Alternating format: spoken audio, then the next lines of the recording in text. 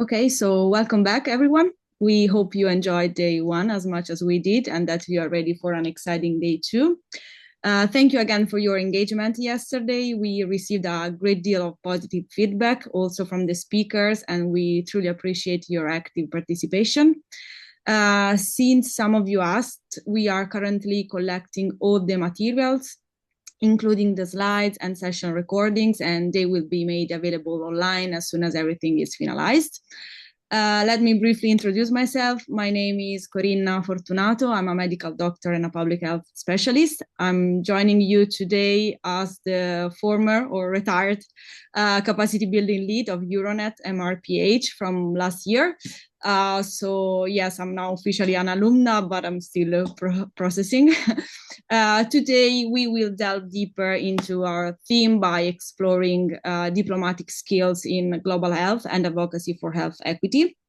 Before we begin, just a quick reminder about attendance. You will find in the chat the same short Google form as yesterday. The form will be shared multiple times during both the first and second sessions. Please make sure to complete it twice, once for each session. We also encourage you to limit the use of the chat and to submit your questions for the speaker through the Q&A section. And now I'll hand over to Karina to introduce our first speaker of the day. Thank you so much, Karina, and thank you everyone for joining us again. Just to quickly introduce myself also, my name is Karina Rojas. I'm a medical anthropologist and also the educational lead of the Young World Federation of Public Health Association. I'm very happy to introduce now Bettina Boris, who will be speaking today in our session, Diplomatic Skills in Global Health. So Professor Bettina Boris is established in Geneva headquarters in 2005 at the Geneva University. She has served as the CEO of the World Federation of Public Health Associations since then. She is a medical doctor, an historian, and a professor of public health. She is a professor emerita at the Institute of Global Health at the University of Geneva. She has directed the headquarters since her relocation to Geneva and represents the Federation in the broadest senses. She's the co-editor of the Journal of Public Health Policy Federation's pages. So thank you so much for joining us today, Bettina, and over to you for your session. Yeah, well, thank you for the invitation, first of all. Thank you to the amazing Young World Federation group. Thank you to Karina and Corinna and Luca that you have here. I am talking to you from Heidelberg, where I'm in a very, very dense mentoring session for young professionals who want to start their own businesses, startups. And I tried to have Ilona Kickbush, my dear friend by long years, to speak to you as well. And everybody else said busy and traveling. And I said, no, these groups are so important. We have to make it. And so I told the people here, I have 1 hour where you cannot count on me. That's from now on. So I'm really happy to be with you.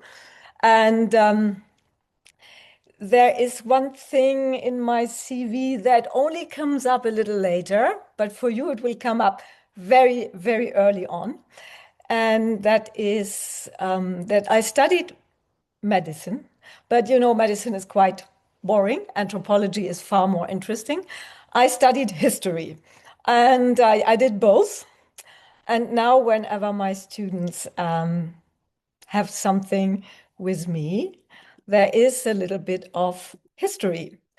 We are in everyone says geopolitical shift and so forth. All of you who are in public health know what global health is. But I think a lot of other people don't know the value. And that's why I say, why global public health now more than ever? We need it more than ever. We need to understand that we people are only healthy all together. There is no other way out. So we also know health is a political choice. Health, and I say health, not disease. If someone is touched by a disease, nobody would ever have chosen it. It's not. But to be healthy, to live healthy, is a political choice. That means it's our choice. That's why we at the World Federation have in our charter for the public health, called it public health and not public health, to say it's all of us. It's publics, it's all our health. And I think that these are the fundings of what we are going to say further. How do we reach global health? Well, we have to do it together, and doing it together, one thing is using diplomacy. We will talk about that a little later. But the fact that health is determined by so many other things than the healthcare and the hospitals is known to us as well. According to wherever you go, 10 to 20% are access to the healthcare system, and so much more other social economic factors. And they clearly determine how our health behaviors are. So this is all health and conditioning health and our physical environment. So things we can, not all of us choose. If you're born in Beijing, China, or in New Delhi, your physical environment is New Delhi. No way, mostly. All this is well known to us. And health is global, and it's political, and it's economical issue. And those who have not yet understood, like us, these privileged public health people, have understood it with the pandemic. At least the pandemic taught everyone that health can, that, as we always say, viruses don't know borders, viruses don't know political systems, viruses and bacteria don't know languages. They transmit from human being to human being. And in the One Health concept, they transition also between species. Well, pandemic recent, but it is always all of us. If it comes to the planetary health, it's all of us. If it comes to health determinants, they are worldwide. Think of global corporates, they are acting globally. So health is, and health systems are delimited by national health care systems. And the main factors, economic ones, our nutrition is mainly done by two big corporates. One of them is our neighbor, Nestle, on the lake here, and the other one is Kraft. They're all acting globally, as the viruses do. But we are limited with regionalism, nationalism, and the fact that our social and healthcare systems have been created when the nation state started. But we have here a picture where I would like, if you were around me, to ask you, where is it? Do you think this could be in the Mediterranean? And then you're right, it's in the Mediterranean. Luca says it's very warm down there. In fact, it's in southern France, north of Marseille. You see here what we call a dry stone wall. And this dry stone wall is 27 kilometers long. And from time to time, you have a guard post place here. So a very, very long one has been renovated, and people love to do a hike. You can do a hike down there. It's very, very funny. It's very nice. Why do I show it? Why do I show it? Because this is le mur de la peste. This is the wall against the Black Death. So at that time, this was one of the last big waves of Black Death that entered Europe. People knew that this disease, Black Death, came from somewhere and went through Europe. They knew it comes via harbors, they knew it comes via boats. And as Marseille has a big, big, big harbor, they thought the best way to stop the disease, to go further than Marseille, would be building a wall around Marseille, this Mur de la Peste, here it's written, Mur de la Peste, guarded by these gentlemen with these fancy masks on to protect them, get the disease. was one of the ideas that, as you know, didn't work. Recent times, American president has built a wall. We know it has been proven walls don't work. Whatever wall has been used to prevent something from moving in another place doesn't work. But it was a try that showed that people were aware of the fact that health is global. At that time, we couldn't say transnational because there were no nation states at that time. And even earlier on in Venice, people had understood that boats can come into the harbor, and from the boats that came usually from Asia, because Venice was a harbor that was dealing with silk and the very expensive things that came from Asia, they knew there can be diseases. And that's why they invented this quarantine flag. It is still in use. If a ship has this flag, it means the ship is on quarantine. Quarantine, just out of the blue, they said 40 giorni, 40 days quarantine, should the ship stay there. And if then there's no outbreak of a disease inside the ship, then the people on the boat and also the cargo can go out. Very clearly, measures for global public health. That was already there. We didn't invent global health, let's put it this way. And global health, health as a global issue, I have to become here very serious. Yesterday and today has a kind of difficult history. A lot of you may know the very famous and excellent London School of Hygiene and Tropical Medicine. Have you ever thought about the word tropical medicine? That's what later on was called international medicine and then transitioned into global health. But tropical medicine doesn't mean anything else but the diseases that come from the south. Why in London? Because London, with the British Empire, was one of the biggest colonial powers ever. I mean, Spain and Portugal did, but the Brits were really, really, really better. Even now, there are some parts of the world that are depending on Great Britain. So global health, in a certain way, as a specialty in medicine, started with this colonial system, 18th, 19th century. And it was mainly meant to prevent diseases from the colonies, mainly tropical one, to spread to countries in the north.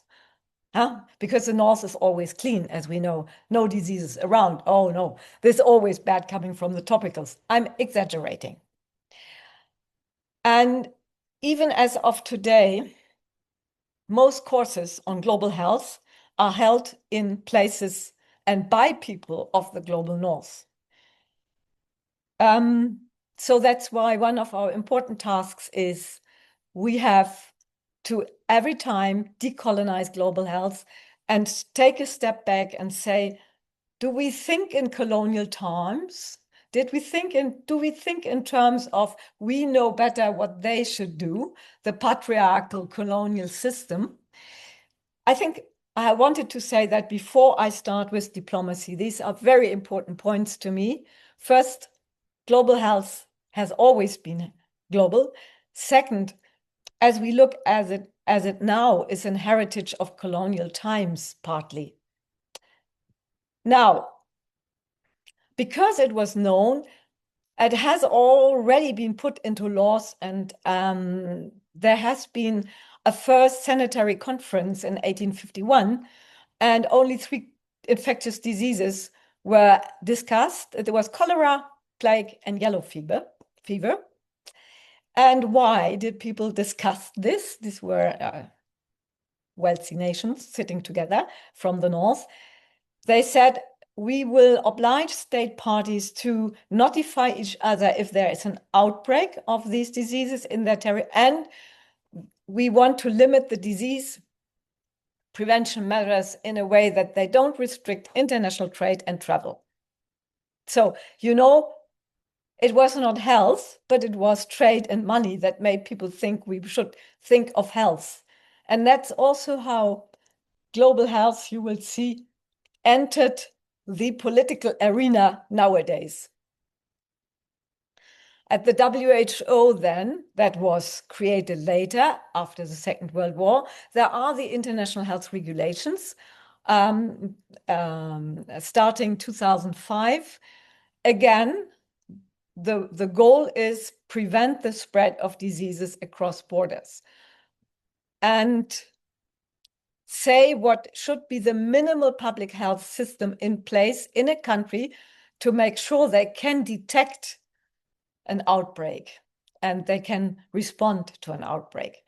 This was all there when COVID came. A lot of countries had that in their drawers and were very surprised, even though we all knew it will come. IHR was something that has then been revised. We'll come to that. You gave me a very, very strong agenda. I was asked to talk about health diplomacy fundamentals, how it is working with international stakeholders, coalition building, navigating. Wow, I'll try to be, even with a little bit space for Q&As, through all this. The history we have done, I think the history was there. The diplomacy was, at that time, mainly focused among some countries, a very close little group of countries, and the goals were prevent us from the bad happening to us. Never asking about the causes of the causes, not asking how others could be prevented, but preventing us, you know. So the history of diplomacy was not really motivated by health, but protecting the markets, protecting the exchange of goods, and the economy. So let's start with the definition. Health diplomacy nowadays is seen as the multi-level and multi-actor negotiating processes that shape and manage the global policy environment for health, in health and non-health fora. For health, that is important, in health and non-health fora, because health diplomacy is done in a lot of places. We'll come to that. You asked about working with international stakeholders. First, who are the international stakeholders? Well, the key global venues and key actors, I'm happy to be headquartered in Geneva, for sure is the WHO, a specialized UN organization that has been created April 7th. That's why it's World Health Day, after the Second World War in 1947. So it is a member-based organization. That means all member states, all states can become a member. As you know, some states joined very late, for example, Switzerland and Vatican. And so we were 2 years ago with 194 member states. Now we have one less. The US is finally out, definitively. They announced it a year ago, but to then really be out, it takes a year. And because it's a member state organization, persons meeting, member states usually send their health ministers and teams to run it. But as with all UN organizations, member states also have a mission in Geneva. And more we see now that missions in Geneva have a specialized health attaché. So one or the other of the diplomats, who is usually not trained in any health questions, has to suddenly, as whatever law or economic background, become a specialist in health and go to all the negotiations that happen around health, not only in WHO, but also in other organizations, UN organizations in Geneva, such as WIPO, World Intellectual Property Organization, such as World Trade Organization, and so forth. Now we also, and that's World Federation, we are an NGO, we are a worldwide NGO, and there are some NGOs that are accredited with WHO. We are among them. And this is due to the fact that WHO has created a rule how to work together with non-state actors. This is called FENSA, the Framework of Engagement with Non-State Actors. And there the rules are put how you become accredited. You can be an NGO, you can be a bingo, business interest, non-governmental organization, a RINGO, a religious interest, non-government. It can be also big philanthropies and foundations. That's in FENSA, and FENSA is a quite new way of putting us together. Now you know that in the global health scene, there's not only WHO, but in the golden age of global health, they popped up, I would say, new institutions, new groupings. UNAIDS just disappeared beginning of this year again, was taking care as a UN sub-organization only of AIDS. They were closed down. Gavi, the global place for vaccination, and the Global Fund against tuberculosis, malaria. There are also entities that work clearly in the field of global health. Now, health diplomacy not only happens at WHO, but also at the higher UN level. WHO is one specialized UN agency, but even at the General Assembly, GA of the UN in New York, we don't know if it will continue in New York, but otherwise other cities would like to offer a place for the GA. And also at the Security Council and at the Human Rights Council of UN, and especially at ECOSOC, the Ecological and Environmental and Social Council of UN, health issues are discussed.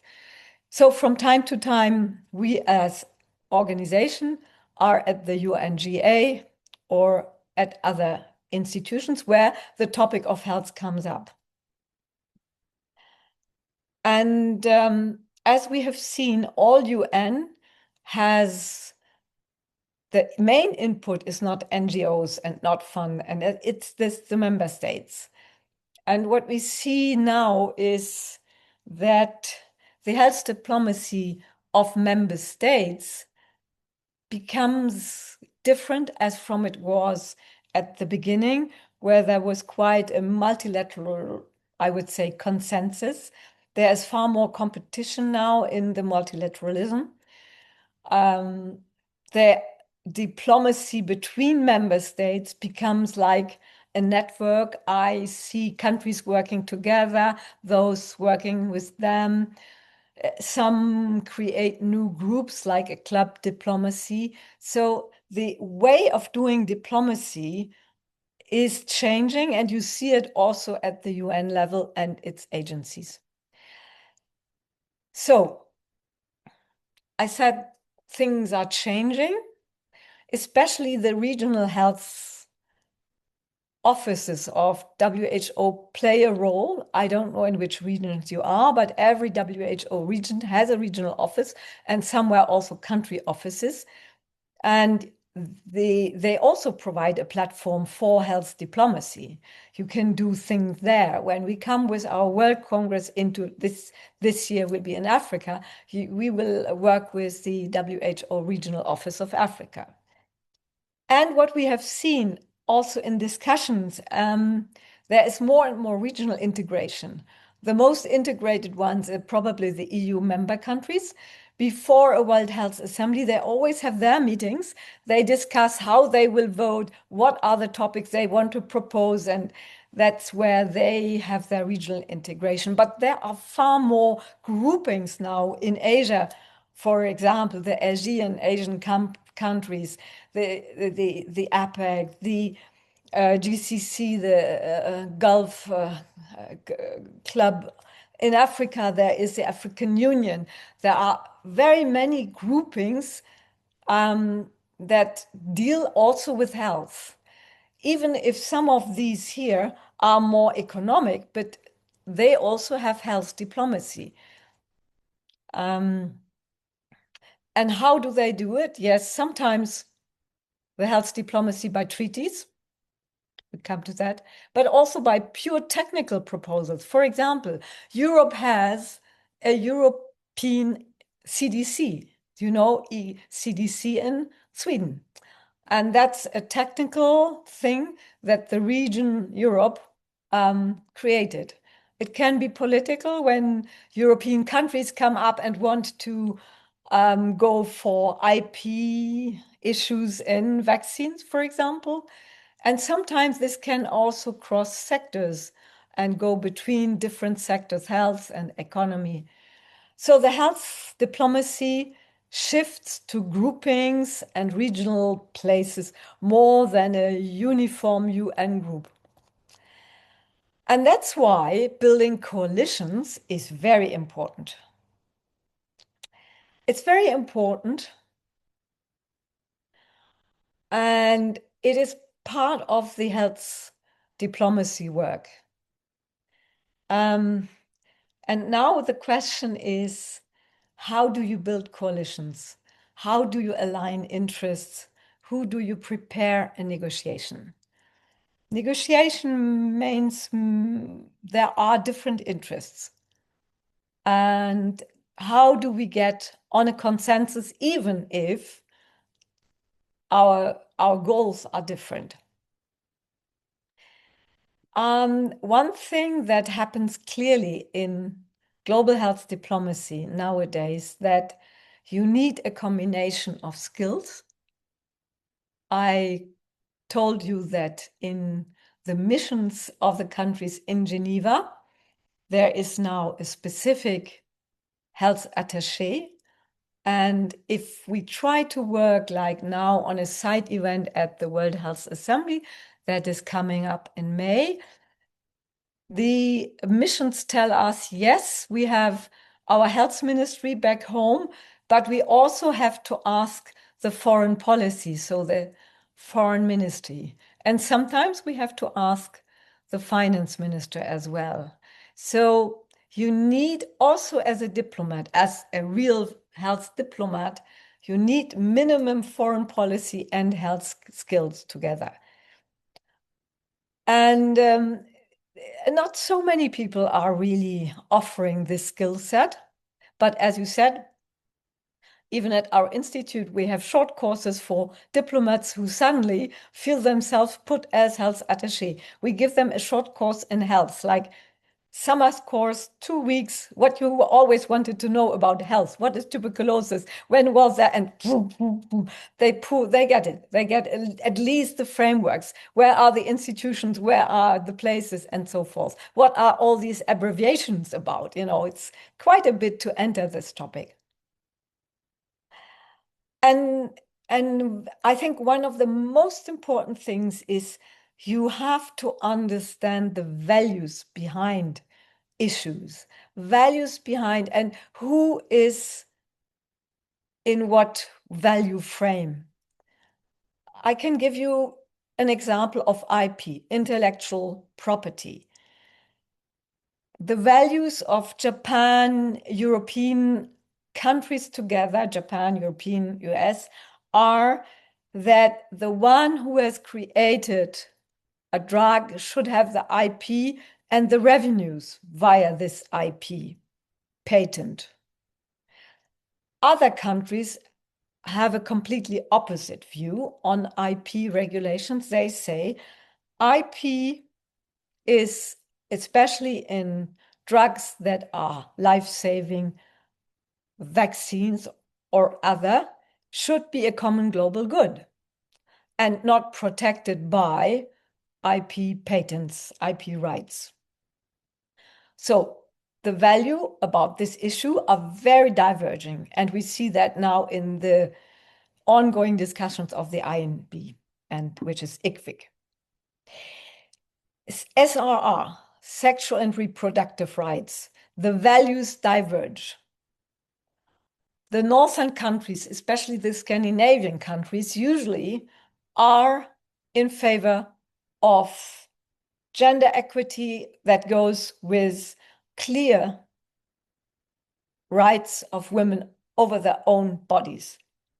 This is not the case for a group of other countries, don't need to name them.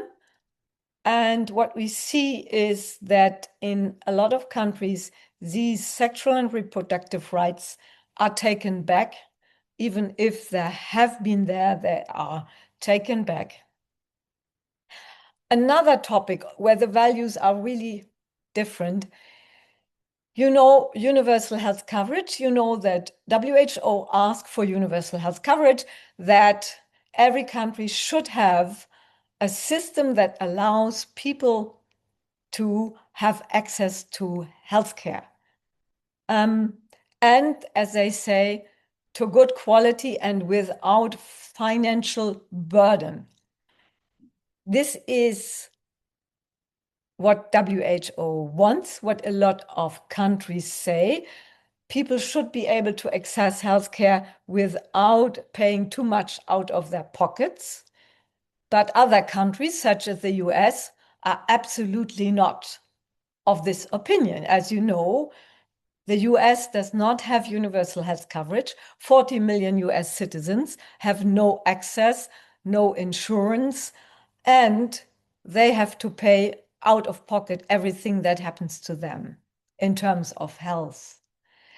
Why? Because the values are different from, let's say, most European countries who have a universal health coverage, either insurance-based or tax-based, and they say the state or the nation state has a duty to provide a level of healthcare, education, security. Whereas the US says this health is a private issue, meaning disease is a private issue, and everyone has to take care of it. And if they can't, then they can't. So the values can go very, very from one extreme to the other. Imagine you have to discuss here, and here we had very good examples. We will come back to that later.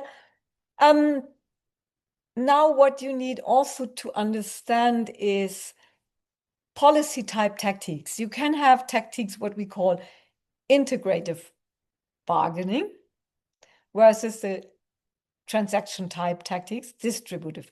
Integrative bargaining tries to come to a consensus that all parties can support. And the transaction type tactics is, okay, the winner, one gets it, the other is the loser in certain ways.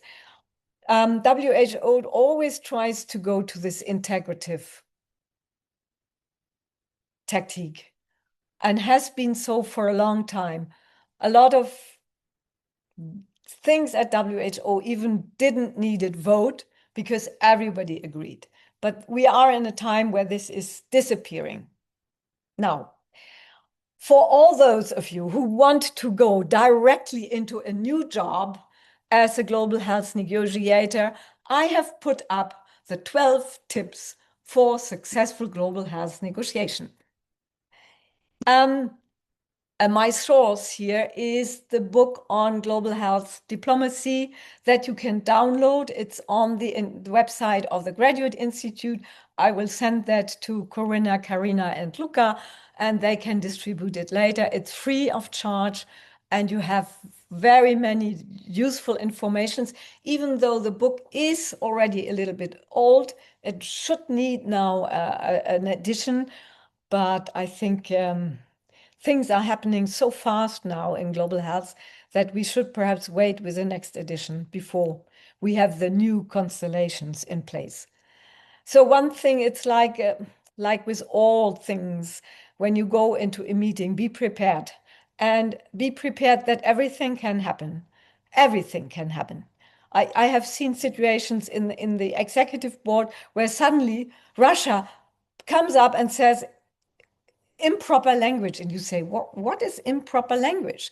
And there was the word parental leave. So parents should have so-and-so days for leaving when they have a baby. I didn't understand. They were this is improper language. What did they want? They wanted the word parental leave replaced by the biological mother.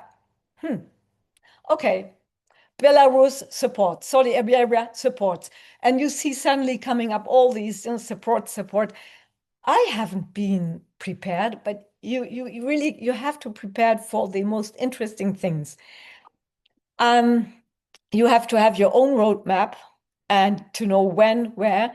If we prepare to have a statement at the World Health Assembly, and you're all invited to prepare a statement of topics that are of importance for you, I'm there to help you and to give you some guidance how this works. Also, our Global Health Policy Task Force with EMECA could help. You have to know when you have to submit it, what is the schedule of WHO, which is always very difficult because they are quite last-minute workers, especially now. We do have trust with the Secretariat, for example, WHO staff. We have a design technical officer there. When you want, let's say, you make a statement about public healthcare workforce, just pick something. You have to have an understanding of the subject. You have to have had all the experts in the field so that you're not coming up with something that is evident anyway. And you have to see with who you partner and what they can bring in. And if they are willing, World Federation, for example, of Public Health, we support public health professionals, public health worldwide. We are open to anthropology, architects, everyone, who contributes to public health. As from time to time, we do things together with the World Medical Association, but they would never accept us because we are not real doctors, this classical one. So we know where their boundaries are, where ours are. We can work together with the International Council of Nurses. We work more easily together with WONCA, the World Primary Care Physicians. You have to know where their space is and what kind of flexibility they have. Very important are vested interests. Sometimes they are not mentioned, but you have to know them. Who has what hidden agenda? What I'm just doing now is I'm trying to get key member states. We want to have a side event on the Global Health and Peace Initiative. It's difficult. I spoke to the Spanish diplomats at the executive board. They want to support it. The Swiss, not so much. They feel it should take longer time. I'm waiting for Norway and Slovenia and Burkina Faso and Botswana. So it takes time also, this way of have fellow diplomats with whom you're good friends. And have to know the rules of the procedure, how to do everything. And always, you have asked me about that, adapt to the cultural context. And there are different tactiques. If you see it doesn't work, then propose something different that saves the face of everyone in this discussion. That is diplomacy. Diplomacy means there shouldn't be the ones that run away. They should be staying on the table. So sometimes you have to make compromises, but you have to have your main goal, the roadmap. Very important, and that's what in the World Health Assembly and in Executive Board and UN is probably very important, is the informal meetings outside and around the main room, the coffee breaks, and so forth. And in every negotiation, it's like with the lawyer when you sign a contract, nothing is agreed until everything is agreed. Otherwise, can go. So this is if you want to start tomorrow. If you need a little bit more training, just look also in the book or try to have something once submitted to the World Health Assembly or someone else. You asked me how is it managing cross-cultural negotiations, and I have to say one thing, and this is very, very honest. Since I'm working in the space of global health, I have become very humble, very, very humble. Everyone has a value of a human being, has a valuable opinion, and even if we are different, look different, are in different places, we are all the same. I think for cross-cultural, just respect, be respectful, be patient, accept the other as other, and just try to be a good human being. It is not easy. It is not easy because you come into contacts that in places that you don't understand how people, then just be humble, stay aside, learn. So here you see me, this was a WHO co-worker who was fired because 30% of them are gone now. You see a good big friend of mine. I'm small, so I have always big friends from Uganda who is working in global health. No, from Nigeria, sorry. And here I'm in China. A very different way of working in China, in the Asian context anyway. But, you know, it is a way of being humble, look, listen, and then I think you will be able not to make big mistakes. And hopefully you have good colleagues in the other cultures that tell you if you have made a big mistake. Can happen, you know, can happen. So I'm coming back to real cases. Does this health diplomacy ever lead to something? You know, there's a lot of critiques on the UN system, and they're doing nothing. They're sitting there, they're discussing, and never ever finished any war. Others finish 8 wars a day. That is really incredible. But yes, one of the examples of why a worldwide global treaty can be extremely helpful was the Framework Convention on Tobacco. You all know it. FRCT is the first treaty negotiated under the auspices of WHO. They have in WHO Constitution Article 19 that says there can be made conventions, legally binding things that are decided by all member states, but then they sign the convention and then they have to ratify it into their national legislation. And you know, it happened in a time where global health was high on the agenda, multilateralism was also very high on the agenda, and we had for this a very strong society voice, civil society voice, people who were lobbying against tobacco industry at the place of the negotiation.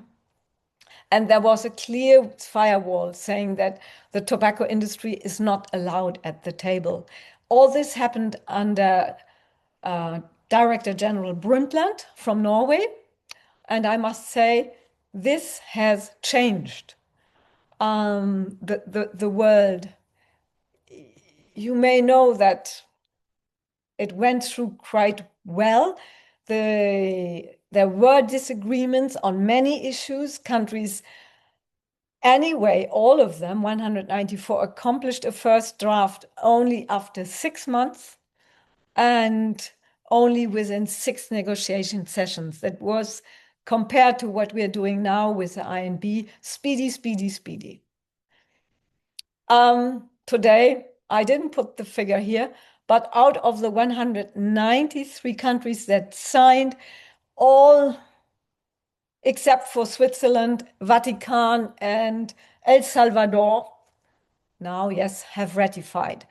Switzerland is one of the countries lagging behind in tobacco, the war against tobacco, and also the next nicotine replacements. We have all the headquarters of Big Tobacco. From the office that I have in Geneva, I see a beautiful building done by the most expensive Japanese architect, beautiful. It's the headquarter of Japan Tobacco International. Geneva city offered the ground for this building for free for 100 years. So you see that a state that has signed but not ratified will have a high level of smokers. When people come in from all countries of the world where smoking has been reduced, you know that smoking in public places is now almost nowhere anymore possible. Restaurants are smoke-free. Hospitals are smoke-free. You may know that in films, people were smoking, even on the news, people were smoking. All this disappeared step by step. And all the measures that have been scientifically proven to be effective have been put in place. Plain packaging, for example, also did another thing, access. Switzerland doesn't do it. And that we have not yet ratified. And every time it's discussed in the federal government, the lobby is too strong. They talk about the free choice. With a drug that is addictive, it's a very free choice. So this was a fast negotiation for a treaty. With a pandemic coming, the WHO set out to have another treaty on the basis of the Constitution, on Article 19, like the FCTC, compared. Here you see these people who were the Intergovernmental Negotiating Board. This was a group of states that had to prepare the text for the pandemic treaty. And they were there to draft and negotiate. It was not yet said treaty, convention, agreement, or whatever. And in the last World Health Assembly, this pandemic treaty was accepted, agreed. But there were some issues that couldn't be solved. And so now we are following up on its IP and its financing in an intergovernmental working group, ICVIC, that will propose something in May this year. Okay. So why was it so fast and now so long? Well, a lot of things have happened. People are no longer there who do know how to make it. The multilateralism is definitely weaker, as we know. The COVID triggered a political call, and the societal support was not yet there. And the private sector interacting was far more diverse and present. And what was also a bit unhappy with that not only the negotiation on the pandemic treaty, but also the renovation of the international health regulation were done at the same time. Very difficult. And one people said, do we need both? Do we should not have only better international health regulation? Endless discussions.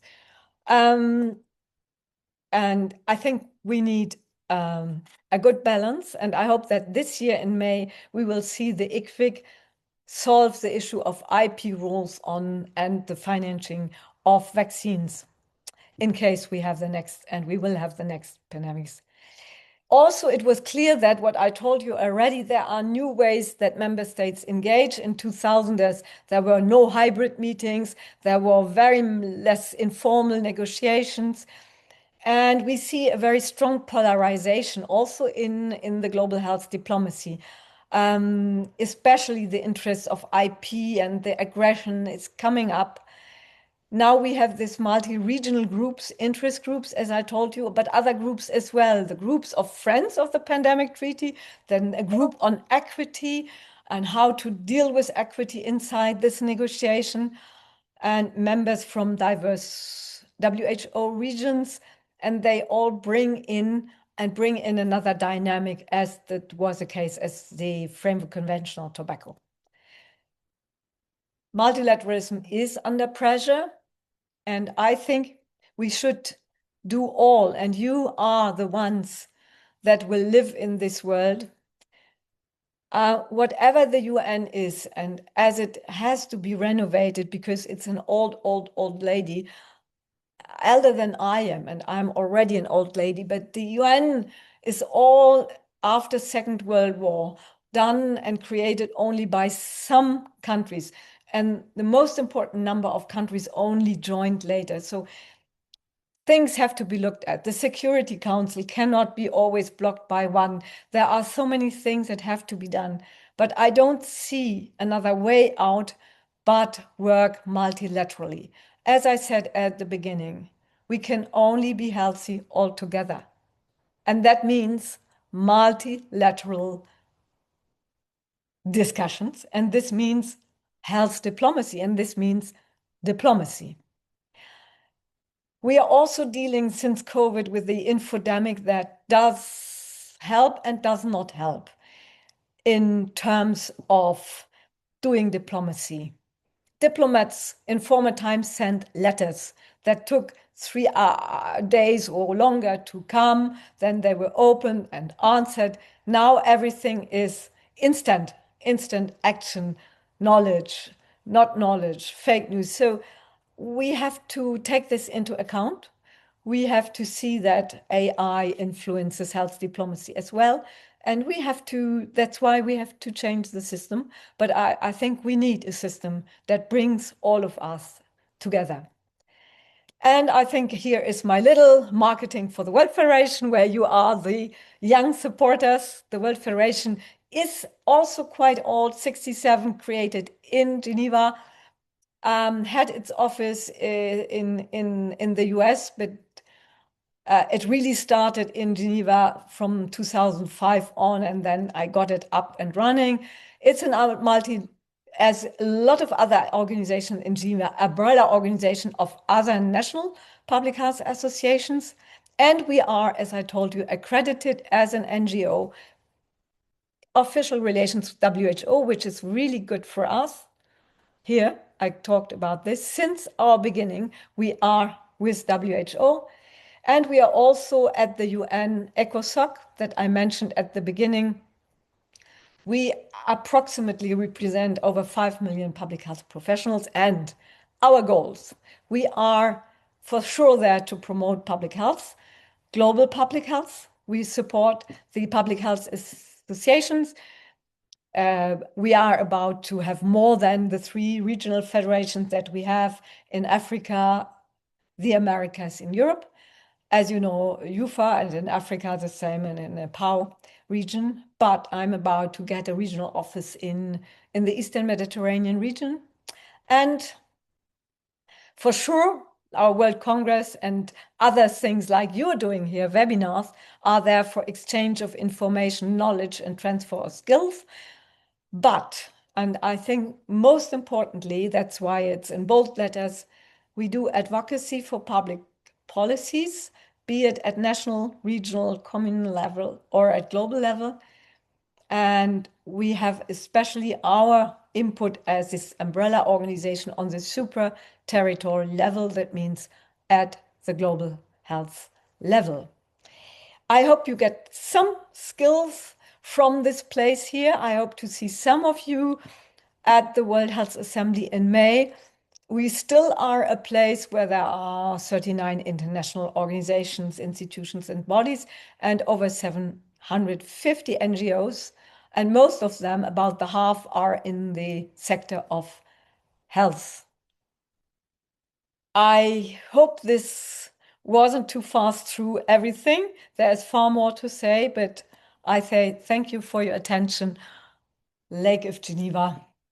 Hope that was a little input for your health diplomacy skills. Thank you very much. Thank you so much, Bettina. This was a wonderful immersion in health diplomacy. As we have a short time, I will give you one question, and then the rest we will be forwarding you. Then you can come back with a response, and we will share that with the attendees. So this is more related to build a career on global health and diplomacy. So how does a young medical doctor build a career in global health? What steps can I take to get to the level of a global health diplomat and negotiator? Yeah, well, people come into global health from different parts. You do not need necessarily to be a medically trained person. You can have a secondary, as I said, the skills can come from foreign policy, from health. a lot of people are, I would call it, especially in public health, MDs who turned wrong, like me. I was a good histopathologist, but I left the microscope and opened up my view on the health and not making more diagnosis of very bad cancers. I said I want to do something to prevent and to see how people can live healthy. Happens to some medical doctors, especially pediatricians and psychiatrists, and there is something. If you say a young medical doctor, some of them that I know say, okay, now I did all this medical school, I'll try my clinical part. And I think it's not bad. I had one of our interns, she had came to us thinking she wants to become a gynecologist, and I didn't say she shouldn't. She started her clinical training, and I think it's also a step. But then, probably a little bit after the immersion in Geneva to all this, what I'm talking about, she then turned to public health and is now working in Germany with a public health institution. On in an interesting topic, but she gave up. So you say, there is no best way or pathway. There is nothing foreseen. Anyway, nothing is foreseen in our lives. And when I look at CVs, usually they look very clean. I did that and this and this. Normally I say it's very interesting, but tell me the story. What happened really? Why? What happened? Oh, you got to know someone, then you decided to change city. Okay, yes. What you can do is, if you're interested, put your nose in things. You can already listen. It's absolutely fascinating to listen to the World Health Assembly. If you're not there, things are on the web. Or you can listen to the executive board negotiations. And then you will see, oh God, this is so boring. I would never survive there. Or you say, this is how the world tries to agree. Or why not do and go an internship in a mission of your country where they have a health attaché and follow the health attaché. Then you will see what real health diplomacy looks like. It's a lot of aperos and a lot of informal meetings, but as I said, this is part of it as well. So yes, for the medical doctor, I think there are very many ways to come into this field. They shouldn't be straight. They can be a little bit, wary. But also for others that are not mainly medical doctors, but come, let's say, from nursing or come from anthropology or come from, can enter the field because most of it, what you really, if you want to learn, is postgraduate anyway. So postgraduate, and this is something that, for example, in our master, we have people that usually come already from a profession and they have a professional background. I have a PhD student, for example. She is doing her PhD in global health and she is a diplomat with the Botswana mission. So, you can also be first a diplomat and then learn, It's a lot of ways into health diplomacy. I would say there is not one single way. But yes, I'm passionate, but this shouldn't be the case for everyone. But yes, that's my view on it. Thank you. Thank you so much. I believe you have to leave now, or would you take another question? I can take another question. I told them they have to be patient with me. I'm in Heidelberg yes. Thank you so much. So this one says, interesting session. Thank you. Question. How does one determine to what extent partners are willing to compromise in global health negotiation? Also, can one apply these tips in similar negotiations considering context? Yeah, I think that the slide with the 12 tips is applying to, in fact, all negotiations that you may have. It's not only health, it's diplomatic skills in general. It can be applied to, if I got the question right, what you said, is this also applying to other topics, not only health? Was it correct? Or did I got the question correctly? I do believe, yes. Yeah, okay. So yes, it's general diplomatic skills, but what you need is a knowledge of the institutions, the health regulations, the limitations to make it a health diplomacy. But it's general diplomacy still, even if it's on health. And we have been, and that's another point, we thought in global health that health is the issue where everybody agrees that we want to live in health. But even this is no longer the case. So we have to readjust our knowledge and our skills. We thought that health is an argument for peace. It no longer is.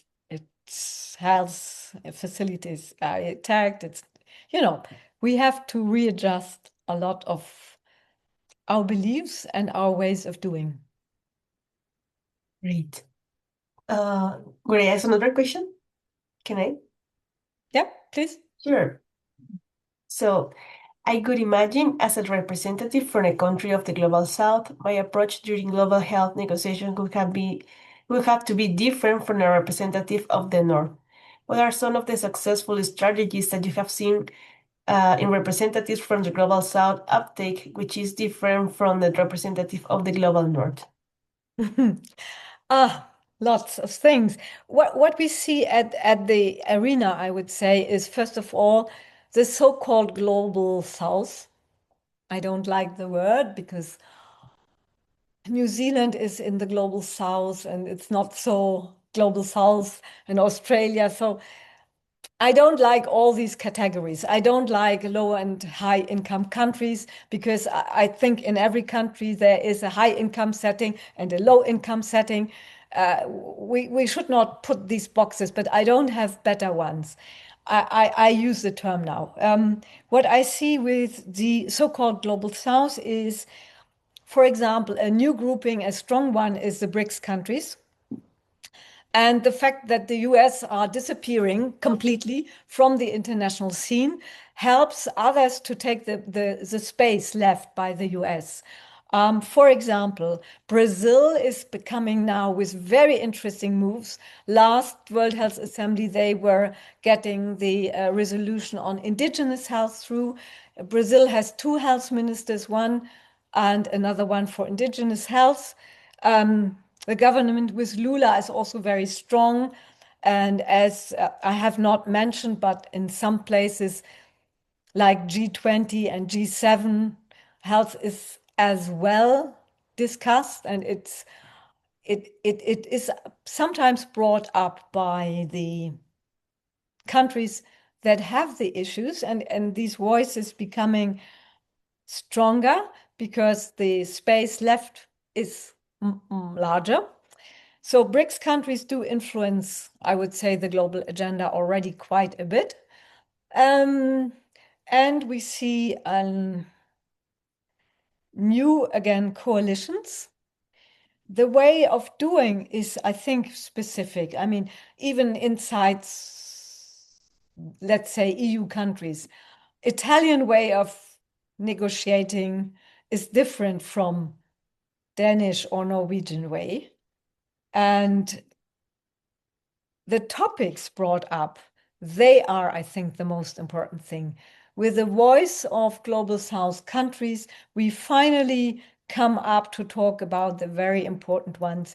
They are talking about equity as one of the important issues, and they're bringing it up, even though equity is as important in the global north, because we have this inequity. Like in the US, it's now extremely flabbergasting to see the inequity, but it will never be brought up because, like a country like Switzerland, we have inequity inside the country, but you don't dare to talk about it because you are in a rich country, Whereas Global South puts it up on the agenda, equity, inequity as a determinant of health and also as a political determinant. The way they are doing it, it's very specific. It's very specific. Even inside Latin America, the ways of doing are different. Brazilians are doing it different than Chile or, but it is good to have all these voices there, and it makes again the case for multilateralism. Without, and even here I have to say something. We got at the UN General Assembly for the first time a resolution was on AIDS, and the other one, UN, was on NCDs. Very much also moved by small states, small Caribbean islands, which have very, very small populations. And it sounds like a small voice, but they brought the issue up of climate change and the important impacts on health of their populations.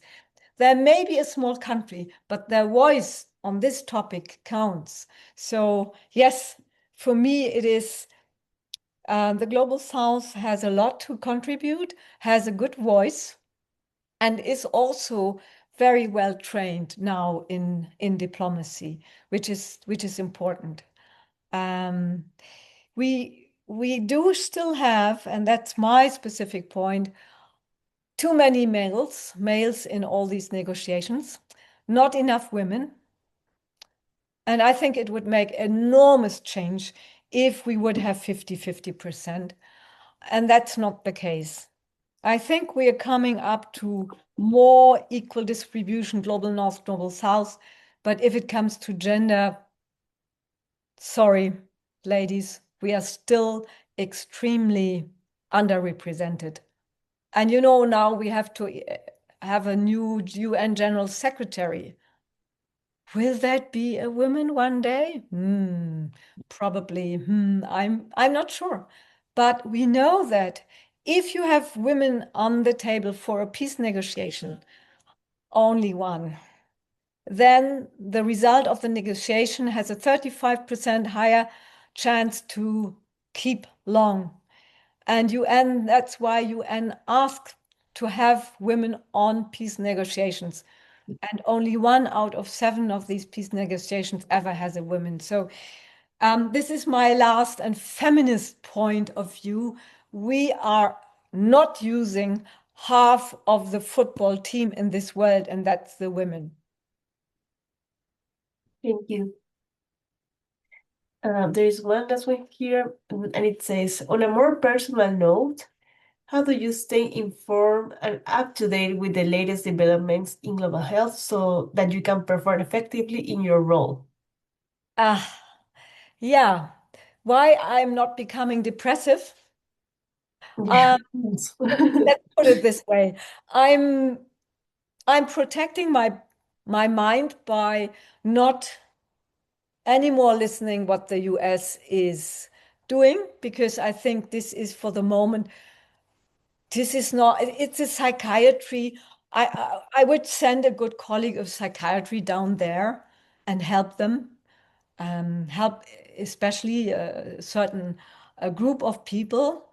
And I try to not jump on every little thing that pops up, because they flood the social media zone with shit, and then comes all these I'm myself on LinkedIn, Instagram, and Facebook, but and also others. But I'm not looking at this because I think my mindset needs to have flood the zone with good news, and there are really very good news in this world. Nobody talks about it. For example, there have been peace negotiations that never came into arms, and it's not talked about it. We have now 159 inter-country and 110 overall armed conflicts in this world. And we never talk about what happened, where we had peace agreements, how did that work? So we are kind of fascinated by the negative, and I don't like that. So I try to protect my mind from too many negative. It's not that I'm not taking account, and we have to work on it. We have to do statements on vaccines. When a guy in the US says vaccines are bad for your health, then we have to make a statement. We do it, we put it up, yes. But I'm not jumping on their little stick that they're holding for me and for us. I think the world and the people in this world are better than what they want us to be. Great, thank you. Great answer. In here they ask, is global health diplomacy a genuine expression of a shared human interest for collective survival, or is it primarily an area where states pursue national interest through the language of global solidarity? Wow, what a question. What a Very question. strong question. It's really difficult to answer. Well, sorry, I'm a historian. As I said at the beginning, even before we had nation states, so national interests, I know, you know, nation states are artifacts, 100% artifacts, designed and some places just taken a line and put a line here and there. If you look at the map of Africa, artifact, 100% artifact. And they create a lot of problems. I would say global health is the good in human beings that transgresses these artificial borders and consolidates our will to live healthy and peaceful together. I don't know if this is an answer, but yeah. That's great. Nice one. Okay. So, yeah. Thank you very much. I think I have to go back to the mentoring that I have to do here.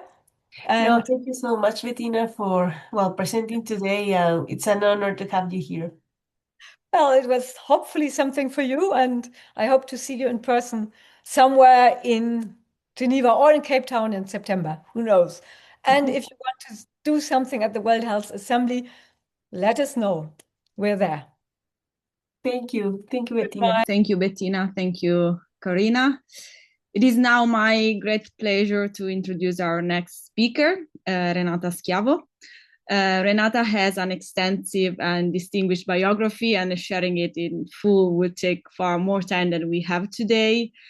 She is a global health practitioner and a public health and social medical science academic. She serves as a senior lecturer at Columbia University Mailman School of Public Health in the Department of Social Medical Sciences. She's also the founder and board president of Health Equity Initiative, a nonprofit volunteer organization dedicated to advancing health equity in the United States and globally. In addition, she leads an international summer professional development program at the American University of Rome. If time allows, I will invite her to share a few more details about this summer school, in case some of you may be interested. Today, she will speak to us about advocating for health equity, strategies for action. As before, please feel free to write your question in the Q&A section. We will leave time for discussion at the end of the presentation. So thank you, Renata, for accepting our invitation. The floor is yours. Thank you very much, Corina, for the introduction. It's a pleasure to be here and aspiring more advocacy efforts across different regions in Europe.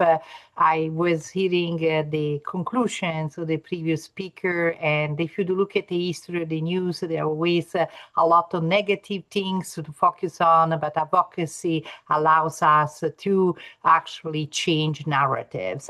So this topic is a topic I'm passionate about, and is advocating for health equity strategies for action. As Corina said, since she introduced me, I am going to skip my own introduction. But this module, I wear several hats, has been developed via collaboration between Strategies for Equity and Communication Impact, a global consultancy, and Health Equity Initiative, which is a non-profit volunteer organization dedicated solely to health equity. What are we going to do? I'm going to do a little poll everywhere with you all, and primarily because I always like to know a bit about the people I speak to, and especially in this setting, I don't see you, at least I know something about you.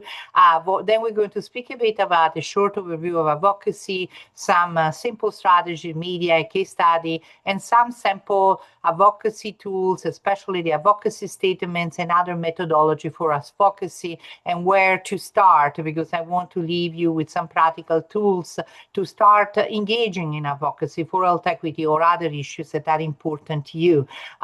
Then we have our Q&A. I wanted to warn that this is a shorter version of a minimum of 4 hours workshop. So we're going to cover some introduction, and because this is a very largely attended event, we will not be able to have a lot of interactivity, but the poll everywhere and the Q&A will allow for that. So let me also thank you, Mission Everyone Macy's, which provided an unrestricted grant to Health Equity Initiative for some phases of this work. And then I'm going to switch to poll everywhere for our icebreaker. And the first thing I wanted to understand a bit, what is the advocacy experience within this group? So there is no right or wrong, so please reply to, just select one of these answers.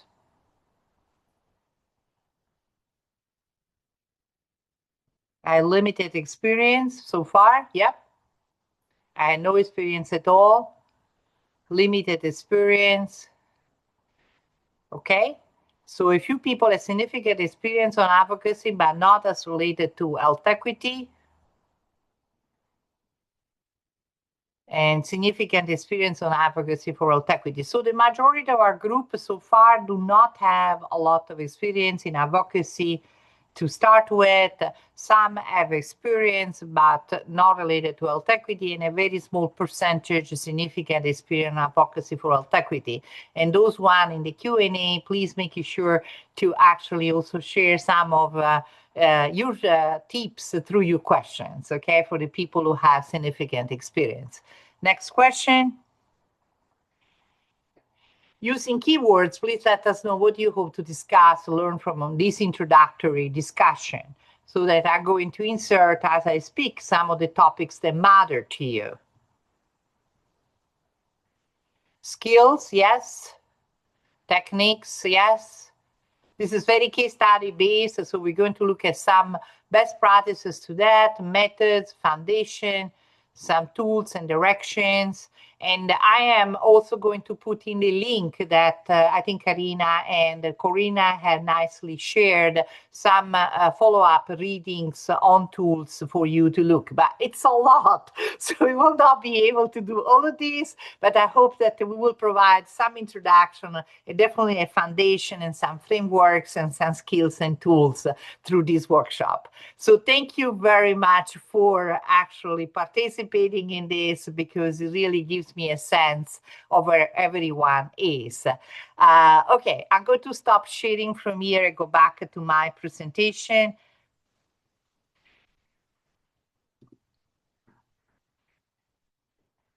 And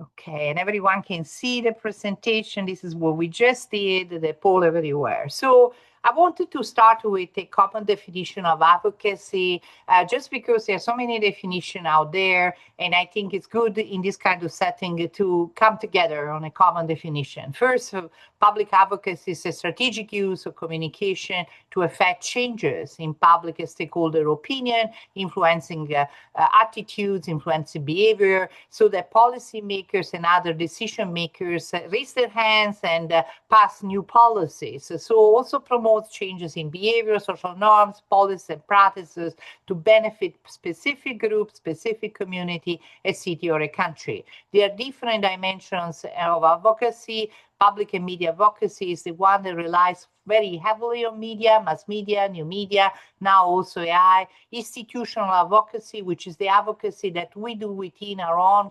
organizations, nonprofit, academia, government, stakeholder advocacy that is directed to specific group of people who hold the power to make change, and then the grassroots advocacy that is the one that starts from the people and is managed by the people and is basically community driven and community based. And you will be seeing that throughout this discussion, I'm advocating for community participation in all kinds of advocacy efforts, because we ultimately believe that advocacy is for the people and by the people. It should reflect the needs, values, and priorities of the people we advocate for. So, advocacy is also a deliberate process. It's not something that can start overnight. It's not something that just one person can do. And it aims to influence the decision maker, seeks changes that are evidence-based. I mean, we are in a period of our history in which facts don't seem to matter, but true advocacy is evidence-based. And so please make sure that everything is evidence-based and grounded on data. It is grounded also in coalition building and systematic approaches to communication planning, as well as seek to engage and mobilize community and stakeholders. There is a bit of a difference between advocacy and policy communication, because policy communication is about communicating with policymakers about health or scientific data in support of a specific policy change. And this sometimes includes direct conversation with policymakers. They walk on the hills here in the United States to advocate about specific issue, or also interaction that are more direct with policymakers. Public advocacy is what happens throughout this process, so that policymakers is giving you a meeting because his constituency, the media that they read, everyone convince them that your issue is important. And of course, public advocacy is also target policymakers, but target it in the context of so many other issues to create a constituency around the health issue, in this case, health equity. So there are several steps to advocacy. This is a strategy roadmap that in which basically together with the community, with the group that is suffering from health inequities, in the case of this particular discussion, you identify the specific advocacy issues, the root cause, and identify what the data that support a specific advocacy solution. Then you establish goals and objectives of your advocacy efforts, also understand who are the decision maker and influencers. In fact, very often advocacy starts with power mapping, understanding who has the power to influence a certain decision, certain policies, and then basically what are some of the opposition and obstacles they may face, or the advocacy effort may face to pass a new law, to pass a new regulation, a new standard practice, depending on the kind of advocacy you're working with. And then you also analyze what are some of the strengths of the approach that you seek to pursue, what are some of the limitations and the partnerships you want to form, and what are some of the approaches and activity. This is the section that is referring from step 6 to the last step, to the action plan and evaluation plan. What are some of the activities that are going to be implemented? What are some of the messages, and how you're going to measure your overall efforts to start the cycle again once you evaluate it? So the other thing about advocacy that is important to basically take into account is that we do have a lot of different medias for advocacy, but not all of them work equally for any specific advocacy goal or objective. For example, if you want to raise public awareness of an issue, you're going to use a website and social media, mass media, videos, all of these media that have a very large outreach. But if you are proposing a legislation, you're probably going to use a policy brief or memo or an advocacy statement, a fact sheet, in-person meetings to speak and communicate directly with policymakers. If you want to organize community as stakeholders, you want to make it easy for them to participate. And so you use template emails for scheduling meeting, training workshops, or online resources that can easily use. And so it's also important that we include in advocacy, especially for health equity and social justice issues, all of the communities that have been historically marginalized or experienced disadvantage through methods that are reflect their culture. They are easy to implement, from photo voice to arts-based media to participatory community media that they co-design with you. So who's an advocate? An advocate is an individual who supports and promotes the interests and well-being of their community or another group of organization. And this advocacy is something that sometimes is not part of our direct job description, but in my opinion, especially in this historical moment in which we see that a lot of human rights are dismissed, that a lot of constitutional rights, both in the US and in other parts of the world, are dismissed, we all need to be advocates, regardless whether our job is science or medicine or healthcare or other kind of fields. And I know that sometimes it's a space for which we didn't receive adequate training, for which we didn't receive enough information, that can be uncomfortable, but I feel that this is a moment in which we all need to become advocates. So why advocacy is a key approach to advance health, racial, and social equity? First of all, because across institutional and government levels, policy is an effective tool for change, and we want to affect the policy change by continuing to advocate and leaning on the strength of best practices, leaning on the strength of our work, because it's all what we have. And especially here in the US, we have a choice now to stay in a corner and be depressed or advocate and lean on the strength of our work. So it's also important to increase the likelihood that more people will get involved because they are aware of the issue. And the most important function of advocacy is this community system level change that requires public policy and requires policy impact, and that basically affects the way we operate in civil society, in academia, and in other periods. And also the other thing is volunteers want to be engaged in making a meaningful difference. So if you in your organization have any kind of volunteer, so that's important to advocate. I wanted to see what are some of the policy changes that have affected you personally or professionally. So please write it in the Zoom chat that toward the end we're going to have a read of them and see also what this has been on your mind in terms of policy that have affected you more directly. So please do that. So I'm going to offer some simple strategy, media, and case studies for advocacy campaign. And the first, to talk about some general principle and then see how they reflected in some famous case study. The first is that it's very important to harness the power of collective community voices and build coalitions. They are really share common objectives, they share common practices, share common values and priority. Also, strengthening grassroots movement is very important because policymakers listen to their constituency. So the stronger is your constituency, the stronger is your community for advocacy, the stronger you're being listened to.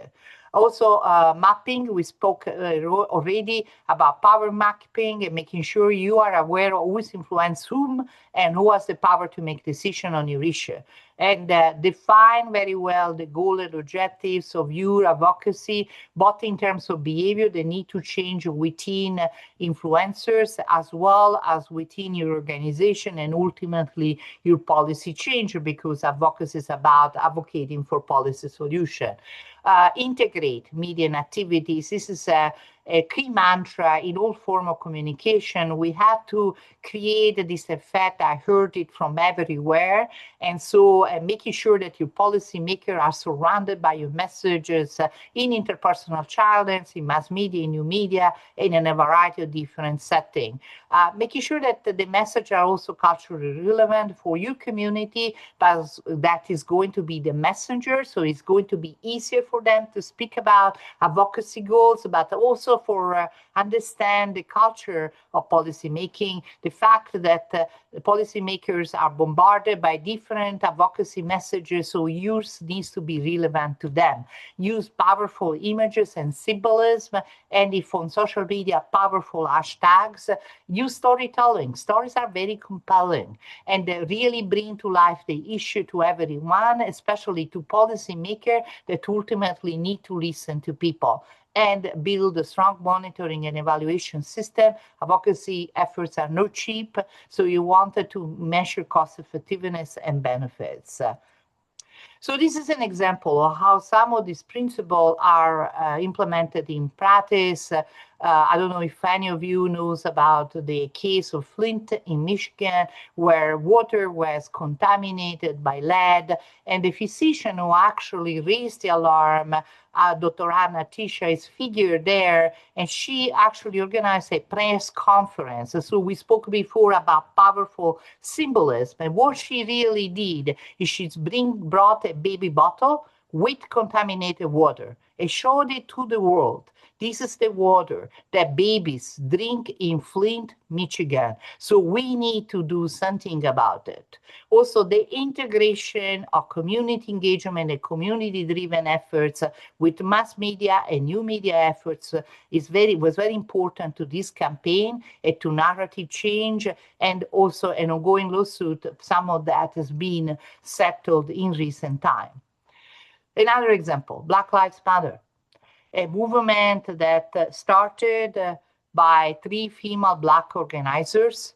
It was a branded movement with a very simple hashtag, Black Lives Matters. It was a value-based movement. It is a value-based movement. I don't want to think of it in the past, because it's a movement that is very still active around the world, and is fighting for racial equity and justice. It was the first in response to police brutality, but then it started to become a movement that spoke about racial equity in a variety of different settings, with a clear mission of eradicating white supremacy and building local power. There were a number of universal values inspiring and still inspiring the movement, that basically values of equity and fairness and equal treatment opportunity. And also, it has been conceived as a space for Black imagination and innovation, as centering this concept of Black joy, which is very important to Black communities around the world. Not to focus only on the struggle, but also to focus on the strengths, the excellence, the joy that the Black communities bring to the table. A movement that has become global, including in many parts of Europe, like the UK and Italy. We have seen a lot of chapters and expression of this movement. And again, you can see some of the principles I highlighted before: strong, basically community-driven efforts, and a very important hashtag, very comparable to visual and symbolism. In Europe, malaria vaccine advocacy in Europe. This is an effort that has been led by a variety of different organizations in promoting the development, approval, and deployment of malaria vaccine. And again, we see here that the focus has been on a strong partnership-driven approach in bridging European research with African implementation needs. This is a complex vaccine, which is equally complex to implement in a lot of parts of Africa, creating groundmaker coalition and multisectoral task force, training clinicians to champion the vaccine. The original, basically, malaria champions were clinicians who actually were advocating for funding with the local governments in Europe and other parts of the world for the development of a malaria vaccine.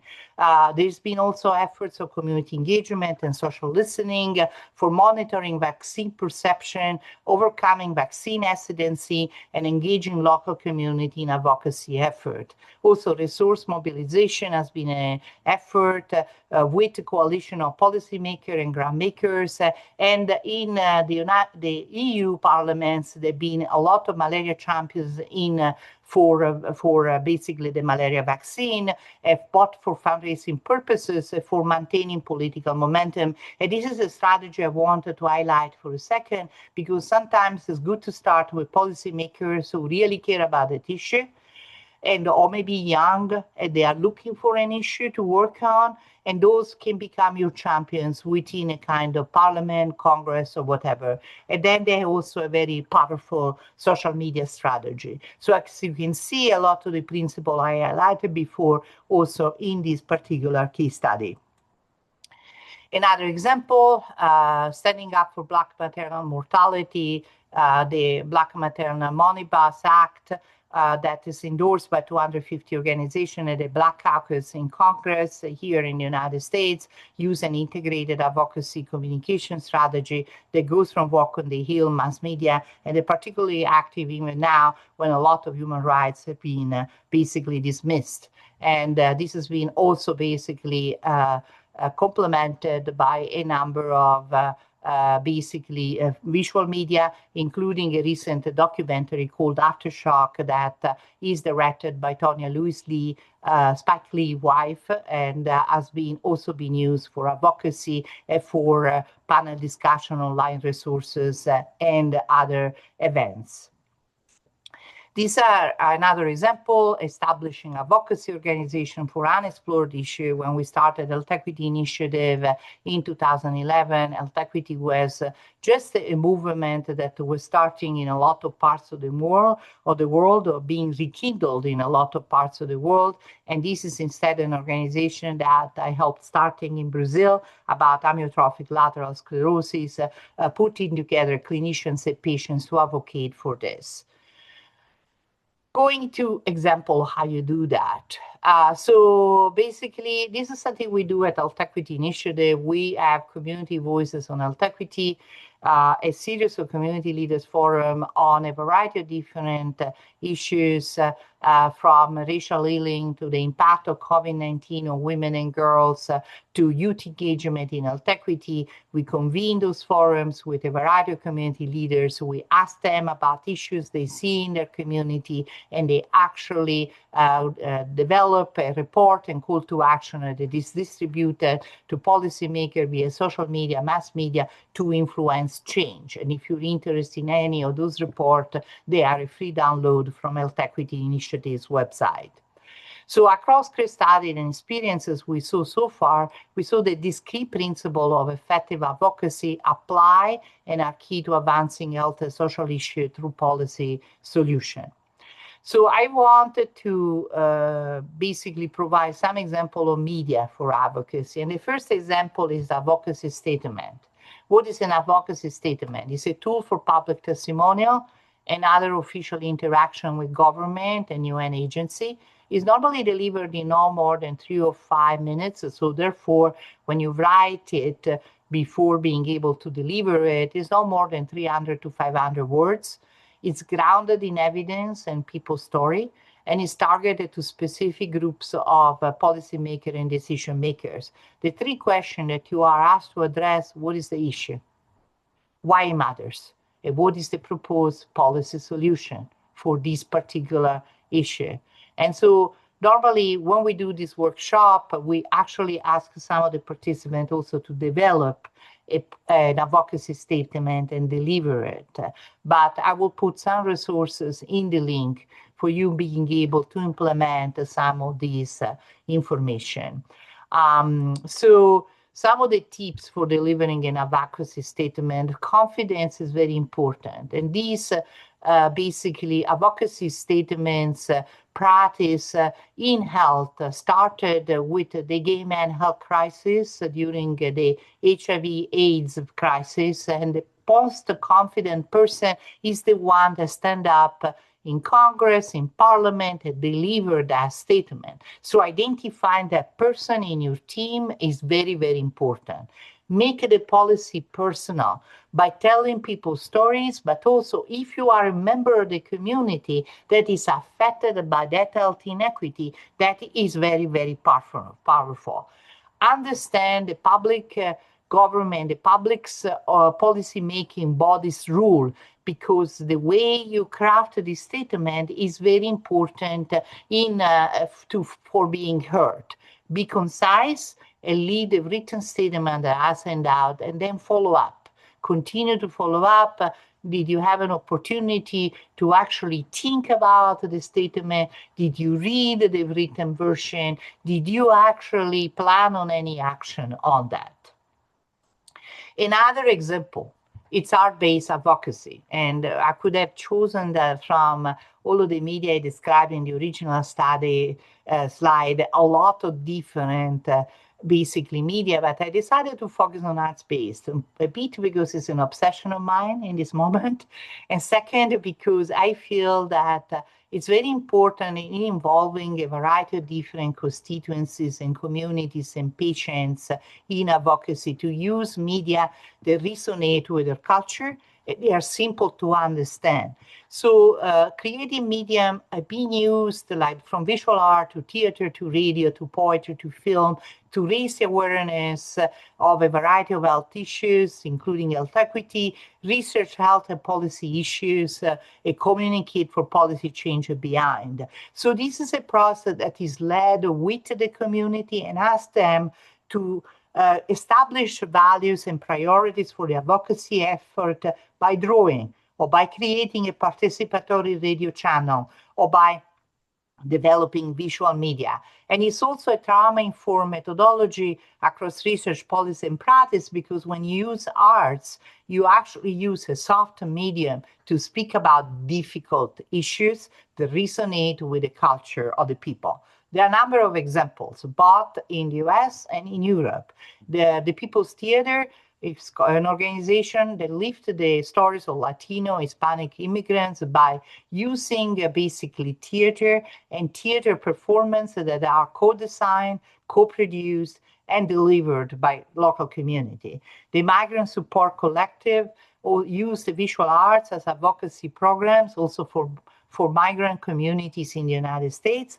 In Europe, there is the Alliance of Socially Engaged Arts that use the arts to engage with policymakers, advance cultural democracy, foster social coalition, and empower community, and is an alliance of 11 different organizations that works in the arts and in advocacy.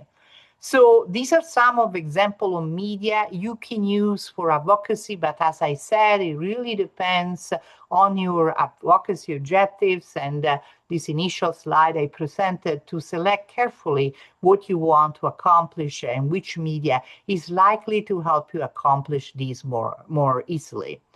So where to start? Some closing thought, and then I look forward to the discussion and your questions. First, listen to community and stakeholder needs. Advocacy starts with people, and it's about people. Build a relationship, be transparent, be personal, and provide ownership of the design of policy solution to the community you engage with. Engage coalition and partners and members and respect their ideas all the time.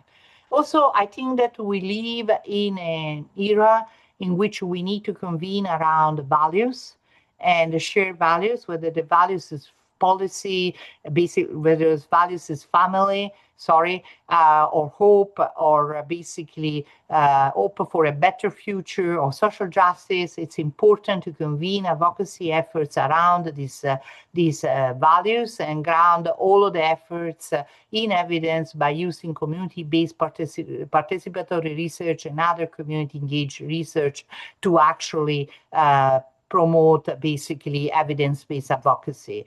And then I think that we talked about a lot about this other concept, but I think in this moment it's also important to practice self-care. Advocacy is a steep hill in this kind of social political environment, so we have to practice self-care and being sure to celebrate each step forward. In summary, public advocacy is key to our quest for health, racial, and social equity. And there are a number of best practices and systematic approach to planning. They are key to the success of our effort. We saw a roadmap for advocacy that is grounded in social behavior change communication, which is basically a framework for making sure communication does not raise only awareness, but actually promotes behavioral, social, and policy change. It's important to actually speak about community-engaged approaches to public advocacy, and it's important to have a value and identity-based effort to actually inspire this kind of effort. And it often starts with you and with all of us.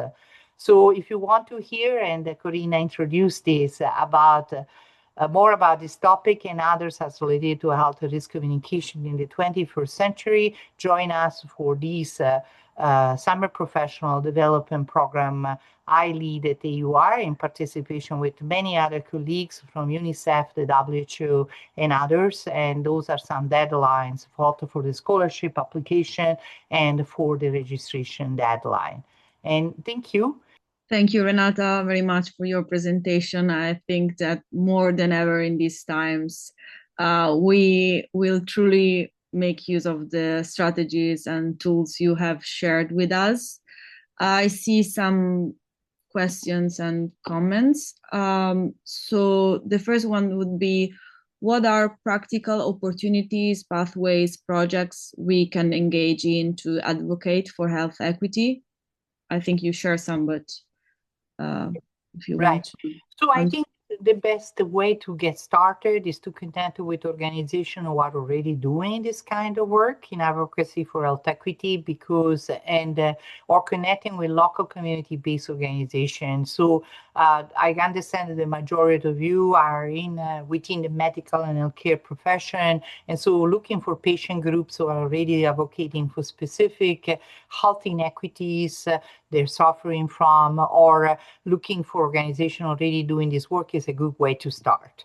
And I think that the priority tend to be different from patient group to patient group and community to community and organization to organization. So also building on your strengths and areas of expertise is another way to look at it. So I don't have a specific issue that I recommend for, because I think advocacy is also something that comes from the heart, and it reflects the needs and priority of the people. That I could have presented so many different case studies on advocacy, because I have a little library on that. And so, but I feel that it also depends on who you're working with and what are their priority values and needs. Thank you. So another comment would be, what is your advice on truly going beyond the numbers? How can we best humanize public health, advocating for health needs from a human perspective rather than just facts and numbers without losing credibility? Okay, so I think storytelling is key to advocacy, and I mentioned it throughout basically the presentation. Also with the example, for example, of the baby bottle, that's an actual child. That's a story of an actual child who has been drinking basically milk that was made with formula and water that was contaminating. Humanizing always as a component of storytelling, and so lifting these stories in various ways. It can be in a community forum, as we do at Health Equity Initiative, or it could be through visual media, as many film festivals do. And visual media now are so cheap to actually develop, because you do not need very big equipment. Digital storytelling is available to all. So lifting the voices of people in the communities that are affected by health inequity or by the issue you want to advocate for is as simple as basically recording them and creating a digital storytelling project that actually resonates with policymakers and with the general public. So I think the storytelling is the most important skills in basically our current communication environment, in advocacy and outside of the advocacy realm. So become proficient in that. Ask questions and making sure you lift these stories. Thank you. A lot of interesting questions are popping up. So thank you for this great talk. Would you say that advocacy is a preventive measure or an emergency measure? I think it's both. I think that sometimes we advocate to prevent issues from becoming too bad, I would say, for lack of a better word in this moment. So, I mean, it's like we know that in the world there have been many genocides, but in the UK there is the Genocide Forum, who actually works on preventing genocide, recognizing the signs of genocides that seem to be similar across different populations and across different events of genocide. The propaganda is the same. They change only the words in the name of the population. So their advocacy efforts are always preventive. Of course, they get involved also when a genocide is undergoing to actually stop it, but a lot of their effort is to prevent, is to help people recognize the signs of genocide, to stop basically and create narrative changes in the media and change the kind of level of propaganda.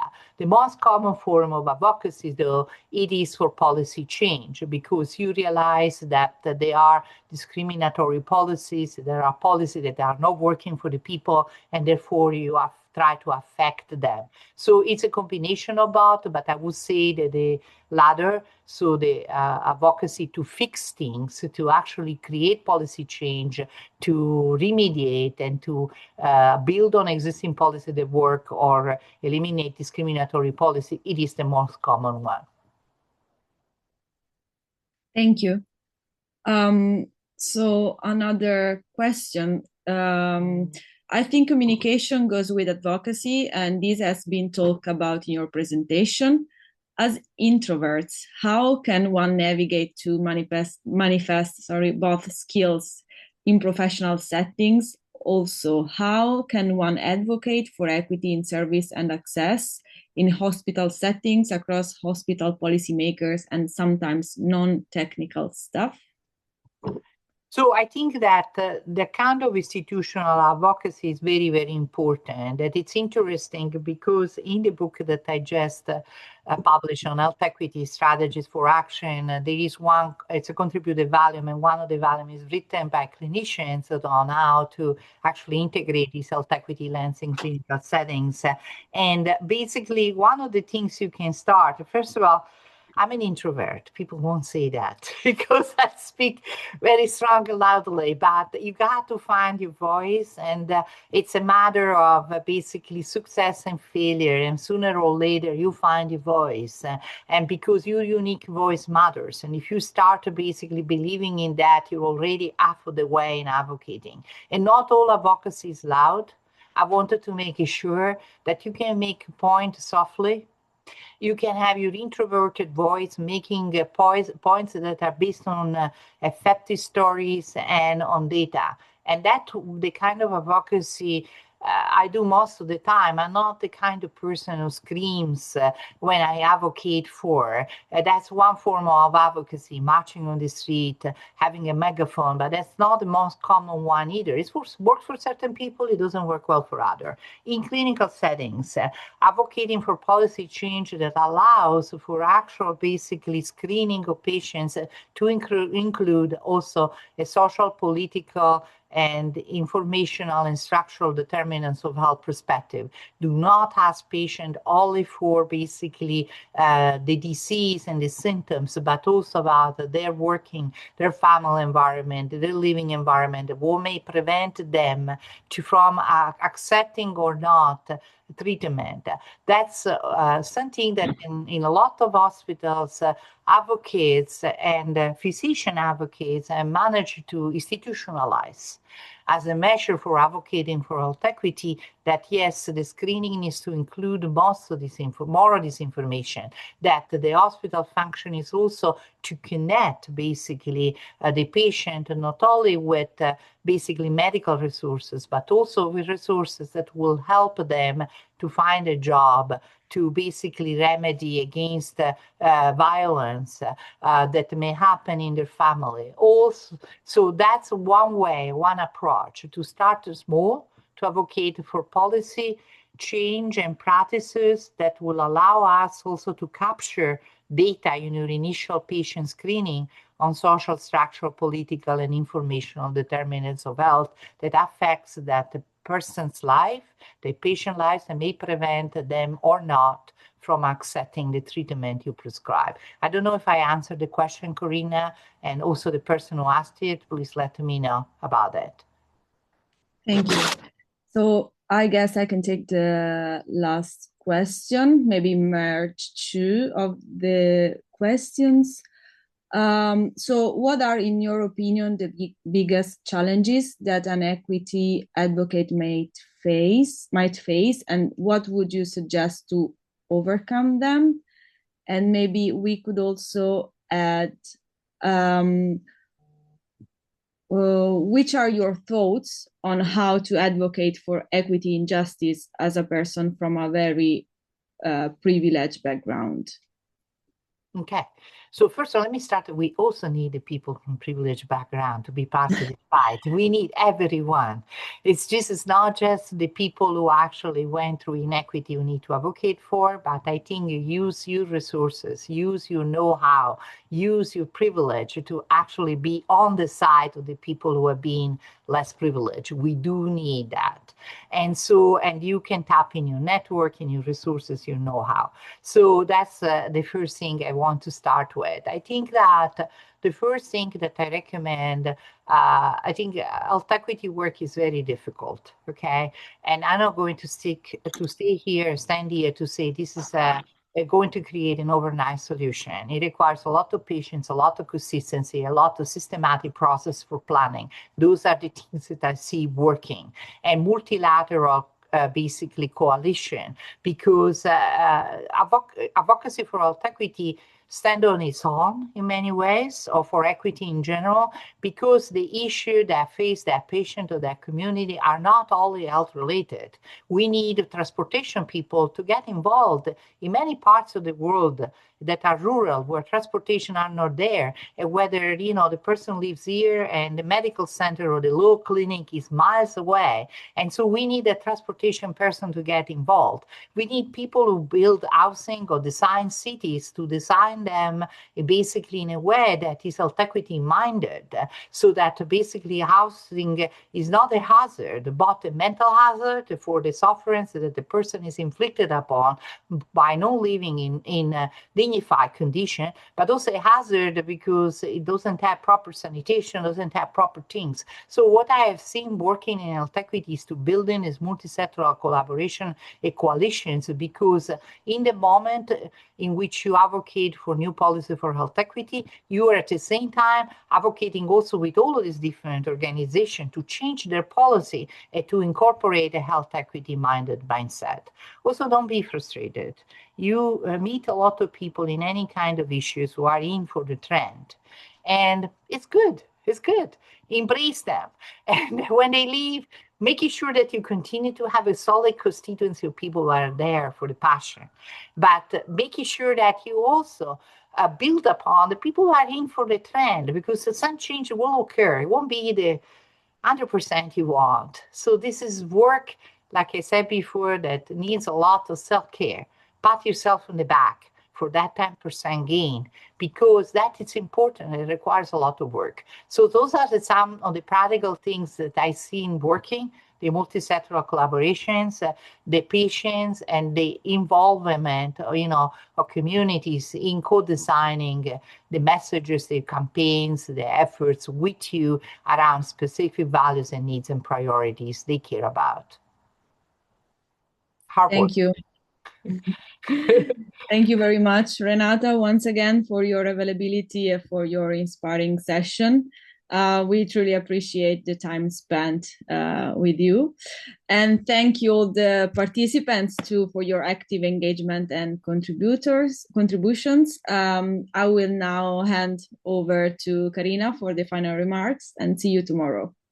Thank you very much for inviting me, and I hope you got something out of it. Bye.